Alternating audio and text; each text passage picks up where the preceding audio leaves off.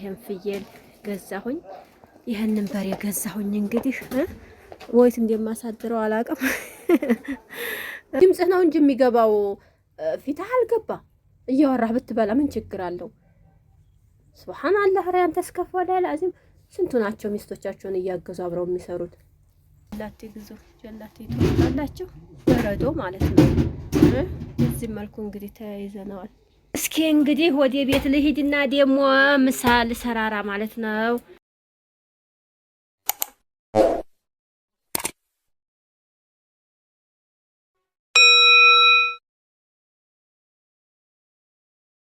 አሰላሙ አለይኩም ወራህመቱላሂ ወበረካቱሁ። ውድና የተከበራችሁ የቻናሌ ቤተሰቦች እንደምን አላችሁ? በያላችሁበት ሰላማችሁ ይብዛ።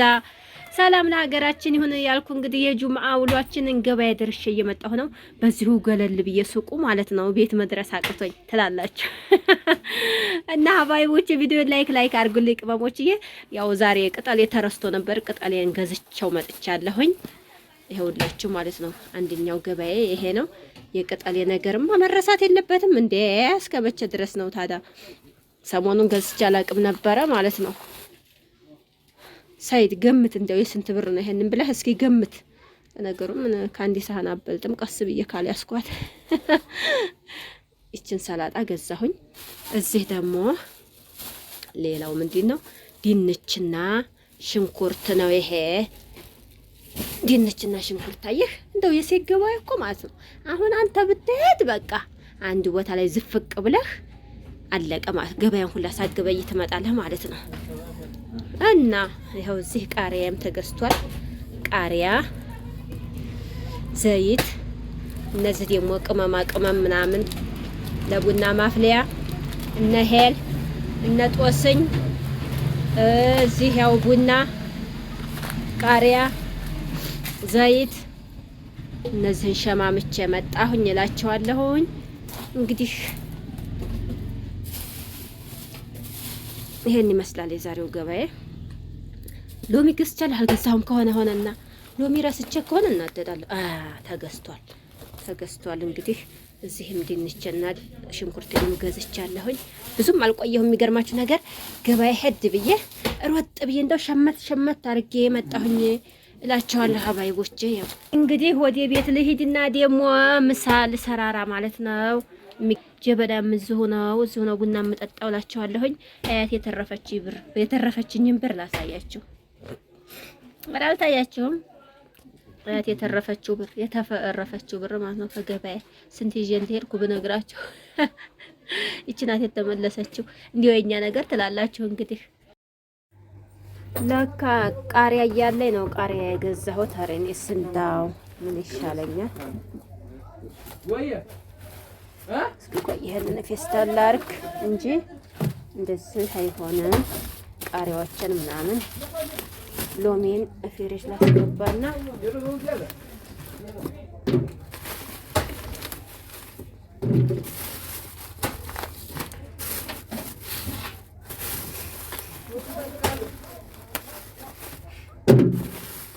ዛሬ ምንድነው ደግሞ ገበያ ሁሉ እንዳለ ያ አላህ።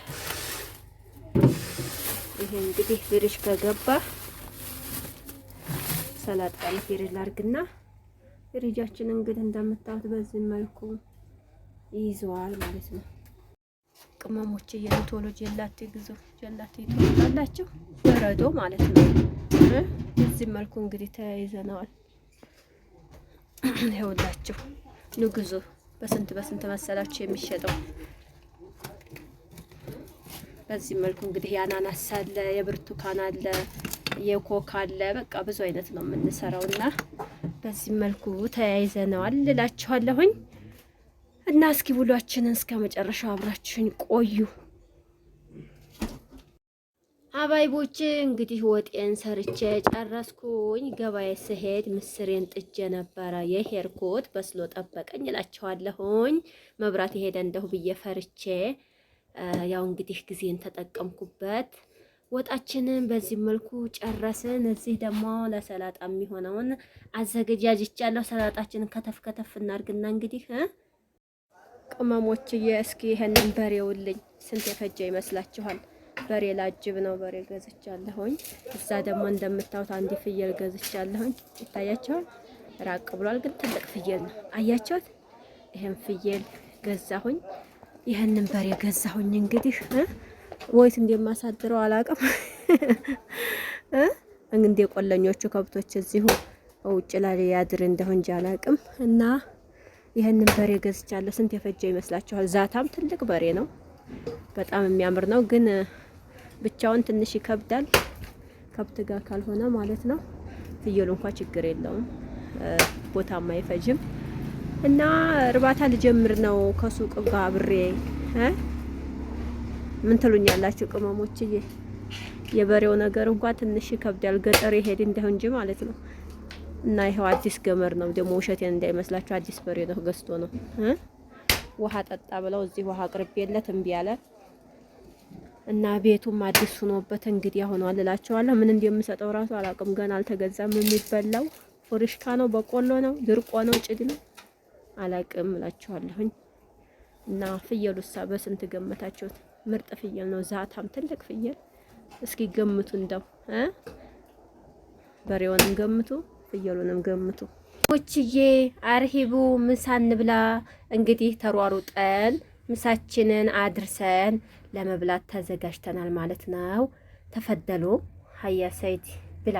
ቢስሚላሂ ረህማን ረሂም።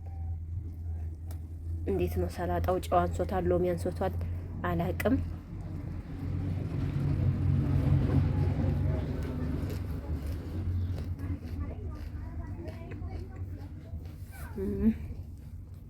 በጣም የሚያቃጥለው ቃለው ደግሞ እኮ ስገዛ ታዲያ ቃሪያ ሻይ አቃጥልም መሰል ምናምን እያልኳት ብዙ ነው የሰጠችኝ። ሰይድ እኮ ሰላጣ የሚባል እንትን ብለህ አታውቅም ማለት ያን ያህል አይደለህም ነበር። አሁን ነው በል እንደሱ እያወራህ ብላ። እስኪ አውራ፣ አንዳንድ ጊዜ እንኳን አውራ ብለዋል።